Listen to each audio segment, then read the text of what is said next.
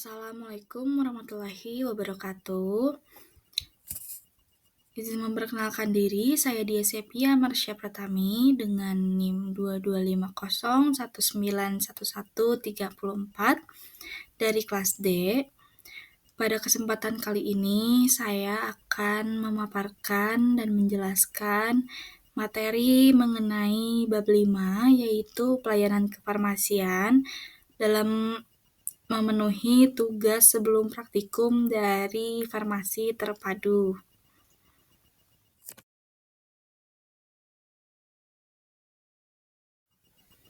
Topik pembahasan yang akan dibahas pada kali ini yaitu yang pertama ada alur pengelolaan sediaan farmasi, alat kesehatan, dan BMHP. Kemudian penulisan dan pengkajian resep. Yang ketiga, identifikasi masalah terkait obat atau MTO. Yang keempat, konsep swamedikasi dan tata laksananya. Dan yang terakhir adalah tata laksana penyakit degeneratif dan parameter kliniknya. Baik, pertama yang akan kita bahas sebelum menuju ke poin-poin yang pada slide sebelumnya ini, kita akan bahas mengenai apa sih itu pelayanan kefarmasian gitu. Nah, jadi menurut Peraturan Menteri Kesehatan Nomor 73 Tahun 2016, pelayanan kefarmasian adalah kegiatan langsung dan bertanggung jawab yang dilakukan oleh apoteker terhadap pasien yang terkait dengan sediaan farmasi, alat kesehatan, dan bahan medis habis pakai gitu ya, untuk mencapai hasil terapi yang optimal. Lalu pelayanan kefarmasian ini tuh tujuan utamanya itu untuk menjamin mutu sediaan farmasi dan alat kesehatan, menjamin ketepatan penggunaan obat bagi pasien, meningkatkan mutu hidup pasien melalui hasil terapi yang optimal, mencegah terjadinya efek samping dan kesalahan pengobatan, juga mendorong kemandirian masyarakat dalam pengobatan yang rasional melalui atau bisa kita sebut swamedikasi, di mana pelayanan ruang lingkup dari pelayanan kefarmasian ini mencakup dua kegiatan utama. Yang pertama ini ada manajerial gitu. Nah, manajerial ini tuh meliputi seluruh proses pengelolaan sediaan farmasi, alat kesehatan, dan BMHP gitu, atau bahan medis habis pakai gitu. Lalu ada pula klinik, di mana klinik ini meliputi pengkajian resep, informasi obat, konseling, pemantauan terapi, evaluasi penggunaan obat, pelayanan di rumah, dan juga monitoring efek samping dari obat. Yang pertama kita bahas ini ada dari alur dan formulir terkait pengelolaan sediaan farmasi, alat kesehatan, dan BMHP. Lalu selanjutnya terdapat sarana pelayanan kefarmasian gitu di Indonesia ini. Yang pertama ada apotek. Apotek ini merupakan sarana pelayanan kefarmasian di masyarakat umum, di mana apoteker yang bekerja pada apotek ini berperan dalam pengelolaan obat, edukasi pasien, swamedikasi, serta pemantauan penggunaan obat. Lalu ada pula rumah sakit, di mana rumah sakit ini merupakan memberikan pelayanan kefarmasian atau klinik dan manajerial yang lebih kompleks gitu, jadi lebih terintegrasi gitu. Dia ini meliputi di mana sih gitu, lebih kompleksnya tuh kayak gimana gitu. Jadi lebih kompleksnya itu bisa dibilang karena di dalam rumah sakit itu terdapat kegiatan farmasi kliniknya gitu, seperti visit bersama dokter, rekonsiliasi obat, dan juga pemantauan efek terapi. Berbeda dengan apotek gitu ya. Lalu ada pula yang terakhir adalah puskesmas gitu. Jadi dia ini fokus pada pelayanan primer, promotif, dan preventif, di mana apoteker yang bertugas gitu. Dia tuh berperan dalam mendukung program kesehatan masyarakat gitu, seperti imunisasi, TB, HIV, dan gizi gitu. Selanjutnya terdapat pengelolaan pelayanan kefarmasian di apotek gitu ya. Ini tuh diatur berdasarkan Peraturan Pemerintahan Kesehatan Republik Indonesia Nomor 73 Tahun 2016, yaitu Standar Pelayanan Kefarmasian di Apotek, di mana terdapat perencanaan yaitu menentukan jenis dan jumlah perbekalan farmasi yang dibutuhkan sesuai pola penyakit dan konsumsi. Lalu ada juga pengadaan, di mana pengadaan ini adalah proses pengadaan atau permintaan barang yang dibutuhkan dari sumber resmi gitu. Lalu ada penerimaan, di mana ini tuh mencakup pemeriksaan kesesuaian barang yang diterima dengan surat pesanan. Lalu ada pula penyimpanan, di mana penyimpanan ini penempatan barang di gudang atau rak sesuai dengan standar, baik itu FIFO ataupun FEVO gitu. Juga stabilitas suhu dari obat, juga penandaan dan keamanannya. Lalu ada pula pemusnahan, di mana jikalau terdapat obat yang salah gitu. Juga ada pengendalian, di mana pengendalian ini adalah pemantauan dari stok gitu. Lalu ada juga pencatatan dan laporan. Jadi terkait dari tadi pengendalian yang tadi gitu. Misalkan untuk memantau stok barang ataupun jika terdapat kehilangan atau kerusakan, itu kita catat dan kita laporkan gitu. Selanjutnya, adapun pengelolaan pelayanan kefarmasian di rumah sakit atau IFRS. Berbeda dengan pengelolaan pelayanan kefarmasian di apotek, di beberapa fasilitas kesehatan itu berbeda gitu pengelolaannya. Untuk rumah sakit, yang pertama ini ada pemilihan, kemudian perencanaan, pengadaan, kemudian penerimaan, lalu penyimpanan, setelah itu pendistribusian, juga pemusnahan, ada pengendalian dan administrasi.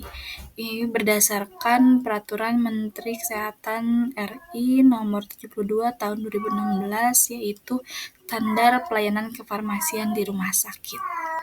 Kemudian bisa kita lihat pada pengelolaan pelayanan kefarmasian di puskesmas menurut Peraturan Menteri Kesehatan Republik Indonesia Nomor 26 Tahun 2020, yaitu Standar Pelayanan Kefarmasian di Puskesmas, di mana pengelolaannya ini terdapat perencanaan, permintaan, penerimaan, penyimpanan, pendistribusian, pengendalian, pencatatan dan laporan, juga pemantauan dan evaluasi. Baik, kemudian dalam perancangan kebutuhan obat, alat kesehatan, serta bahan medis habis pakai atau BMHP, kita memerlukan data penggunaan dan data penjualan dari periode sebelumnya. Nah, data ini tuh bisa membantu kita untuk memperkirakan kebutuhan di periode berikutnya, untuk menjaga kekosongan stok dan memastikan efisiensi anggaran. Jadi, perencanaan berbasis data ini sangat penting untuk menjamin ketersediaan farmasi di fasilitas pelayanan. Nah, bisa kita lihat ini terdapat contoh dari tabel di samping gitu ya, bisa kita lihat dapat contoh dari data penjualan dan penggunaan obat, alat kesehatan, bahan medis pakai untuk perancangan. Nah, berikut ini merupakan contoh dari formulir pesanan obat di rumah sakit dan puskesmas. Formulir ini biasanya digunakan untuk mengajukan permintaan obat dari instalasi farmasi ke gudang farmasi kabupaten atau distributor. Ini umumnya berisi identitas fasilitas, daftar kebutuhan obat seperti nama obat, kemasan, jumlah, yang mengajukan permintaan, juga tanda tangan tempat, tanggal, dan waktu dari tempat, tanggal, atau waktu dari pemesanan, juga tanda tangan dari penanggung jawab. Nah, selanjutnya ada pun formulir pesanan prekursor dan obat-obat tertentu atau OOT, di mana dokumen ini merupakan dokumen resmi yang digunakan untuk mengajukan, mencatat, dan mengawasi proses pemesanan, distribusi, serta penggunaan bahan kimia, prekursor, dan obat-obatan yang termasuk dalam pengawasan khusus oleh pemerintah, umumnya oleh BPOM atau Kementerian Kesehatan di Indonesia. Nah,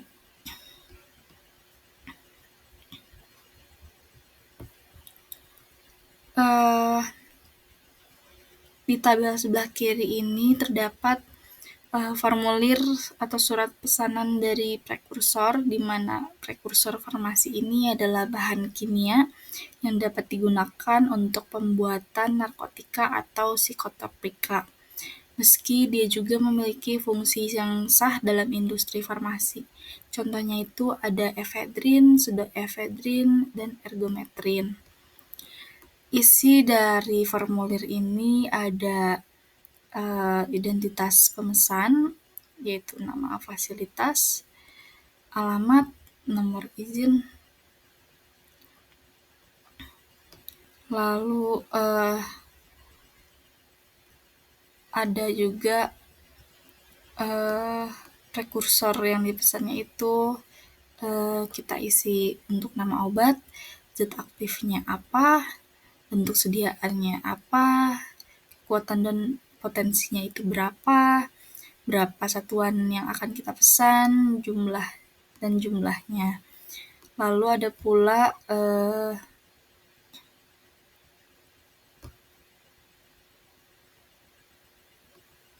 ada juga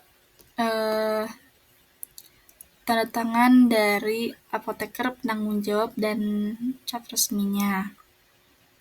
Lalu ada juga surat pesanan obat-obat tertentu atau OOT, di mana OOT ini adalah obat yang bukan narkotika atau psikotropika, tetapi dia berpotensi untuk menimbulkan penyalahgunaan atau ketergantungan.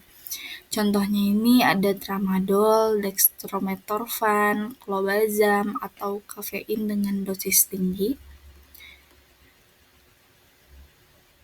Selanjutnya terdapat formulir pesanan narkotika dan psikotropika, di mana yang pertama adalah terdapat surat pesanan untuk narkotika, itu di mana narkotika ini merupakan zat atau obat yang dapat menyebabkan penurunan kesadaran, hilangnya rasa atau ketergantungan, yang penggunaannya itu sangat dibatasi dan diawasi. Contohnya adalah morfin, petidin, dan juga fentanyl. Isi formulirnya ini terdapat nama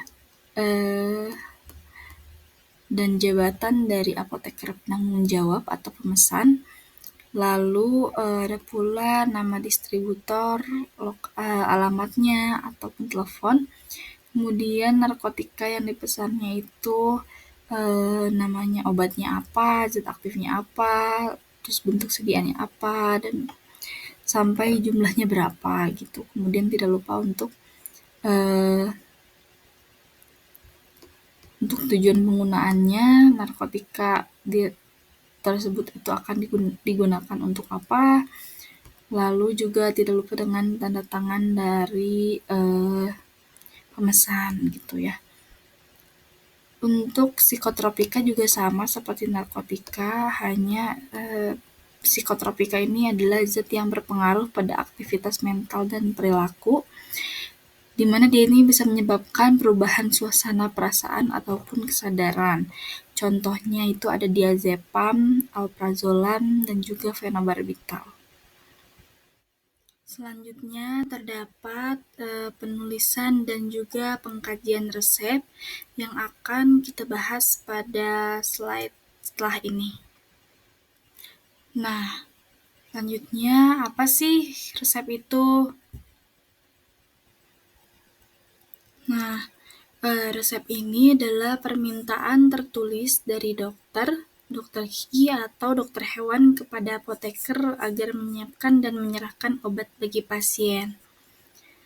Lalu apa sih itu pengkajian resep gitu? Nah, pengkajian resep ini adalah proses pemeriksaan atau penilaian resep yang dilakukan oleh apoteker sebelum menyiapkan obat untuk menjamin keabsahan administratif, farmasetik, dan ketepatan dari klinis terapinya.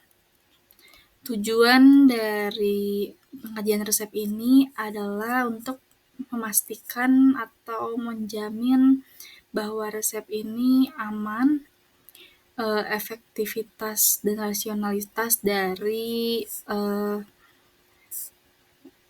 penggunaan obat, serta untuk mencegah kesalahan dari pemberian obat atau medication error, juga mengidentifikasi masalah terkait obat atau MTO atau DRPS.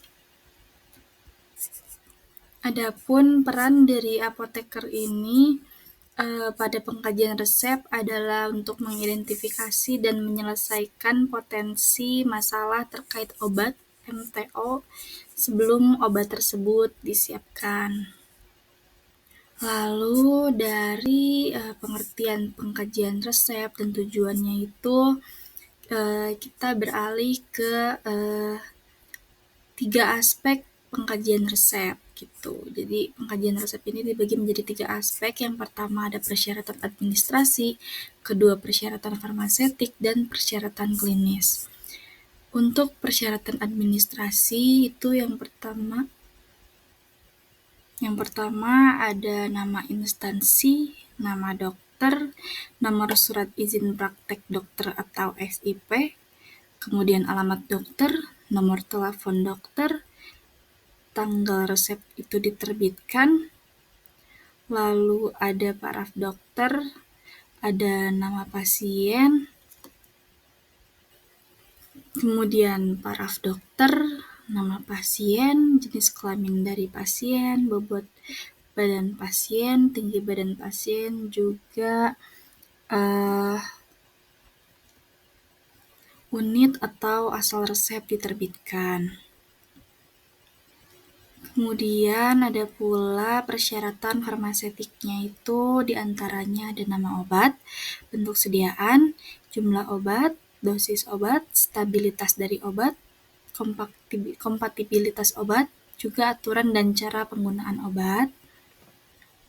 Dan yang terakhir ada pula aspek dari persyaratan klinisnya, di antaranya ada tepat indikasi penyakit atau kondisi pasien dengan obat, lalu kesesuaian dosis, itu dosis wajar, terlalu tinggi atau dosisnya malah terlalu rendah, kemudian penggunaan obat lain, lalu duplikasi dan atau polifarmasi, selanjutnya kontraindikasi atau kondisi pasien yang melarang untuk penggunaan obat tersebut, ada pula interaksi obat, obat antar obat atau obat antar makanan, lalu ada pula alergi atau efek samping yang berpotensi terjadi.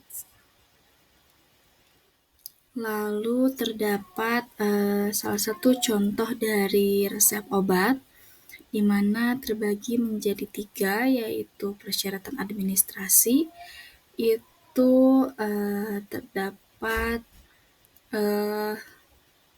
dari instansi, yaitu Rumah Sakit Unjani, ada pula kelengkapan dari identitas dokter, kemudian dan diagnosa penyakit. Lalu untuk persyaratan farmasetikanya ini ada tanda R garis miring itu kita sebut recipe, yang artinya itu ambillah, kemudian nama dari obat, sediaan obat, kekuatan obat, jumlah obat, dan aturan penggunaannya. Lalu ada juga persyaratan kliniknya, itu berisi data dari pasien. Setelah kita bahas dari pengkajian resep, kita lanjut ke masalah terkait obat. Yang pertama ini ada MTO atau masalah terkait obat atau DRPS atau Drug Related Problems gitu ya. Nah, apa sih MTO atau DRPS ini? Nah, ini tuh adalah kondisi yang berhubungan dengan terapi obat yang nyata atau potensial dan dapat mengganggu tercapainya dari hasil klinis yang kita inginkan dari pengobatan yang sudah kita lakukan gitu. Nah, adapun jenis-jenis dari masalah terkait obat ini, yang pertama ada tidak tepat dosis atau bisa saja under atau overdose. Lalu ini tuh terjadi karena dosisnya itu tidak disesuaikan dengan kondisi khusus pasien gitu ya. Lalu yang kedua ada interaksi obat, di mana pasien ini mengkonsumsi 2 atau lebih obat yang saling mempengaruhi gitu. Yang ketiga ada obat yang tidak diperlukan, di mana pasien ini menerima obat yang sebenarnya tidak dia butuhkan. Lalu ada juga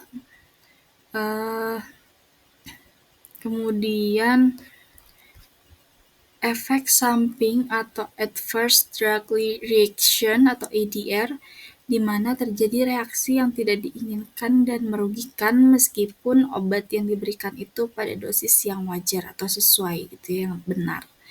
Kemudian yang kelima ada ketidakpatuhan atau non-adherence, di mana pasien ini tidak menggunakan obat sesuai aturan.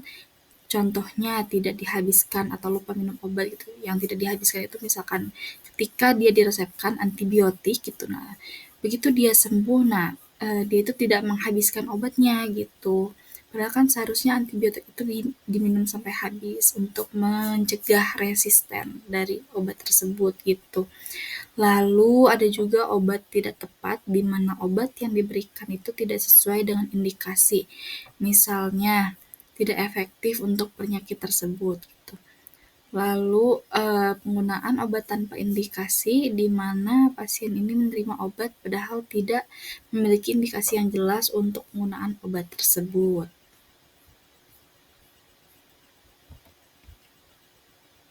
Selanjutnya pada poin keempat yang akan kita bahas yaitu swamedikasi. Nah, apa itu swamedikasi? Jadi, swamedikasi ini adalah pengobatan sendiri oleh individu untuk mengatasi penyakit atau gejala tanpa konsultasi dokter menggunakan obat bebas atau obat bebas terbatas yang telah disetujui. Tujuan dari swamedikasi ini adalah yang pertama untuk mengatasi keluhan ringan secara cepat dan mandiri. Yang kedua untuk meningkatkan efisiensi pelayanan kesehatan. Dan yang terakhir untuk mendorong kemandirian pasien dalam menjaga kesehatan. Hal-hal yang harus diperhatikan dalam swamedikasi ini sangat penting gitu karena tidak adanya peran dokter yang bisa mendiagnosis penyakit kita gitu. Yang pertama ini ada jenis dan gejala penyakit, di mana terkadang ada gejala penyakit yang sama tapi ternyata begitu dokter diagnosis itu berbeda dengan diagnosis kita gitu. Lalu ada pula kondisi khusus pasien seperti kehamilan, alergi, dan komorbid. Kemudian ada pula pemilihan obat yang tepat dan dosis yang aman. Di mana peran apoteker pada swamedikasi ini untuk memberikan edukasi dan informasi obat untuk menjamin swamedikasi yang aman, rasional, dan efektif. Kemudian dalam swamedikasi ini tentunya peran kita sebagai apoteker ini memberikan edukasi ya dan informasi terkait obat gitu kepada pasien. Yang pertama dilakukan adalah penggalian informasi berdasarkan kita mengacu berdasarkan kepada dua gitu ya, berdasarkan WWHM atau berdasarkan AS method gitu. Dimana kita beralih ke WWHM dulu. Yang pertama adalah who gitu, siapa yang sakit, kemudian what, apa gejala atau keluhannya, kemudian how long, sudah berapa lama, lalu action taken, sudah minum obat apa belum, dan terakhir ada medication, apakah pasien sedang minum obat lain karena takutnya akan kontraindikasi gitu atau malah polifarmasi. Lalu beralih ke AS method di mana A-nya itu age or pregnancy atau usia dari pasien ataupun apakah terdapat kondisi khusus. Lalu terdapat self or others untuk diri sendiri atau orang lain. Karena biasanya untuk yang misalkan dia demam, lemas gitu dan tidak kuat untuk berjalan gitu, berjalan jauh, otomatis yang memberikan obat tersebut adalah kerabat terdekatnya gitu. Jadi penting bagi kita untuk bertanya obat ini untuk siapa gitu. Lalu medication, apakah ada obat yang sedang digunakan, lalu extra medicines, di mana biasanya terdapat beberapa orang-orang yang setiap harinya itu meminum suplemen atau obat herbal gitu yang dikonsumsi. Lalu time persisting, di mana sudah berapa lama gejala itu muncul, lalu history atau penyakit atau alergi sebelumnya gitu. Lalu other symptoms, di mana apakah ada gejala penyerta, lalu danger symptoms atau tanda bahaya yang perlu dirujuk. Nah, berikut ini terdapat jenis penyakit swamedikasi yang boleh kita berikan obatnya gitu. Yang pertama ini terdapat kelompok dari gangguan pernapasan ringan, contohnya ada batuk, pilek, dan flu. Lalu ada juga gangguan sistem pencernaan ringan seperti diare, mah, mual, dan konstipasi. Kemudian ada pula nyeri ringan sampai sedang seperti pusing, sakit gigi, demam gitu. Dan juga terakhir ada masalah kulit dan lainnya, yaitu misalkan kita terkena gigitan serangga maupun jerawat. Lalu di sini terdapat obat-obat yang bisa kita berikan sebagai apoteker ketika terdapat pasien yang swamedikasi gitu ya. Jadi mereka tidak membawa resep. Yang pertama ini yang dengan logo berwarna hijau dan garis pinggirnya hitam, dia itu termasuk obat bebas. Kemudian yang berwarna biru ini dia termasuk dalam obat bebas terbatas, dan yang merah dengan tulisan huruf K di tengah ini merupakan obat keras. Kemudian ada pula dari obat-obat herbal yang bisa kita berikan gitu kepada pasien saat swamedikasi, yaitu diantaranya ada jamu yang berbentuk logonya itu berbentuk daun-daun, lalu terdapat obat herbal terstandar gitu, dan juga yang seperti bintang ini ada 3, dan yang terakhir ada juga fitofarmaka. Nah, untuk obat keras ini kita perlu resep dokter saat menebus ke apotek. Namun apakah bisa sih obat keras ini diberikan oleh apoteker kepada pasien tanpa resep dokter, tanpa pasien tersebut membawa resep dokter gitu? Nah, jawabannya itu bisa, dikarenakan namun obat yang bisa kita berikan itu sudah diatur oleh Menteri Kesehatan Republik Indonesia gitu. Bisa kita lihat pada tabel di sebelah ini. Dia itu merupakan daftar obat keras yang dapat diserahkan tanpa resep dokter oleh apoteker di apotik gitu, atau biasa kita sebut DOA gitu ya, daftar obat wajib apotik. Nah, yang contohnya ini terdapat kelas terapi mengenai penyakit di saluran pencernaan dan metabolisme, di mana indikasinya itu anti-ulkus peptik. Bisa kita berikan famotidin, di mana dia ini merupakan obat keras, dan ranitidin juga sama, obat keras. Di mana pemberian obatnya ini hanya atas dasar pengobatan ulangan dari dokter, dan pemberian obatnya ini hanya atas dasar pengobatan dengan ulangan dari dokter. Nah, poin terakhir yang akan kita bahas pada kali ini yaitu penyakit degeneratif. Lalu selanjutnya apa sih itu penyakit degeneratif gitu? Penyakit degeneratif merupakan penyakit gangguan akibat penurunan fungsi organ secara bertahap, baik itu dikarenakan penuaan, gaya hidup, maupun genetik. Contoh dari penyakit degeneratif ini diantaranya ada hipertensi, diabetes mellitus, penyakit jantung koroner, dan masih banyak lainnya.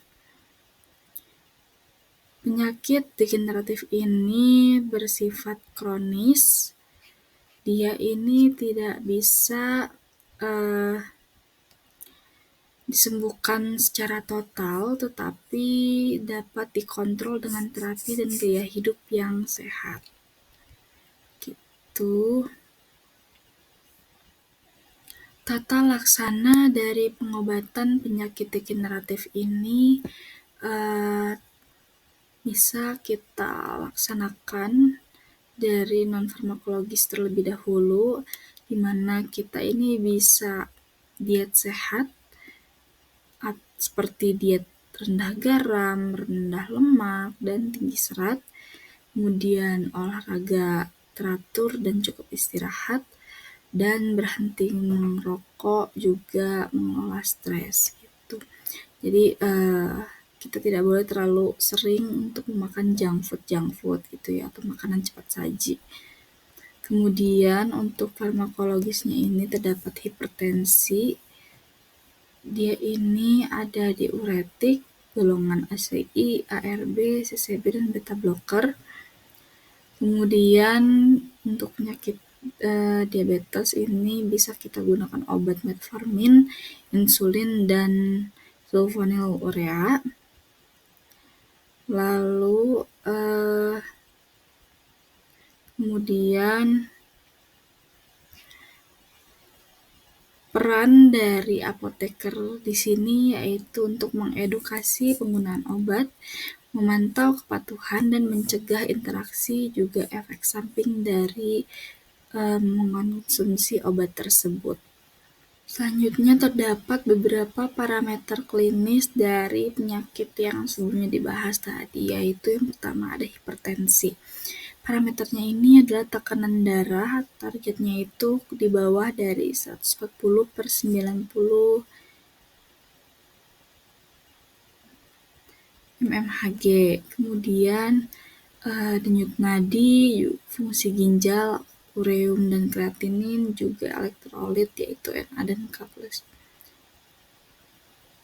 Lalu yang kedua ini ada diabetes mellitus, di mana di ini terdapat gula darah puasa atau GDP, lalu gula darah 2 jam postprandial atau G2PP, kemudian HbA1c dengan target kurang dari 7%, lalu fungsi ginjal, ureum atau kreatinin, lalu profil lipid yaitu kolesterol total, LDL, HDL, dan trigliserida, juga penyakit jantung koroner, tekanan darah, denyut jantung, profil lipid, elektrokardiogram, kardiogram atau EKG, dan juga enzim jantung CKMB atau troponin. Nah, dari semua itu, peran kita sebagai apoteker ini untuk mengedukasi pasien tentang pengobatan dan gaya hidup, kemudian untuk memastikan kepatuhan dan pemantauan efek terapi, juga mengidentifikasi interaksi obat dan efek samping, terakhir untuk mendukung pharmaceutical care berbasis bukti.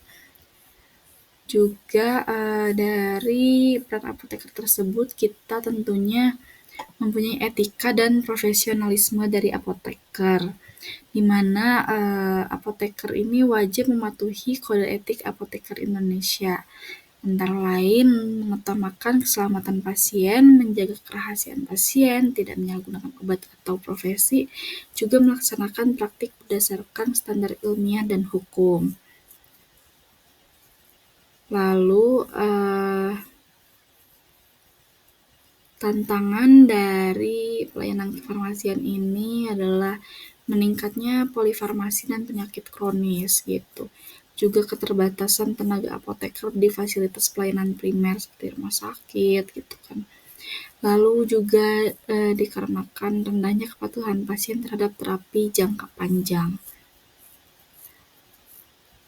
Gitu.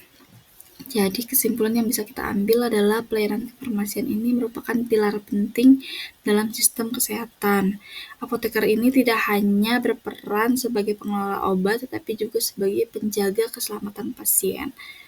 Dengan demikian, pendekatan holistik ini, manajerial, klinik, edukatif, dan etis, apoteker ini berkontribusi besar dalam meningkatkan kualitas terapi, rasionalitas penggunaan obat, serta kesejahteraan dari masyarakat. Baik, mungkin sekian yang dapat saya sampaikan pada kesempatan kali ini. Mohon maaf apabila masih terdapat kurang dari materi yang dijelaskan dan masih terdapat salah-salah penggunaan kata dan kalimatnya. Terima kasih. Sekian dari saya. Wassalamualaikum warahmatullahi wabarakatuh.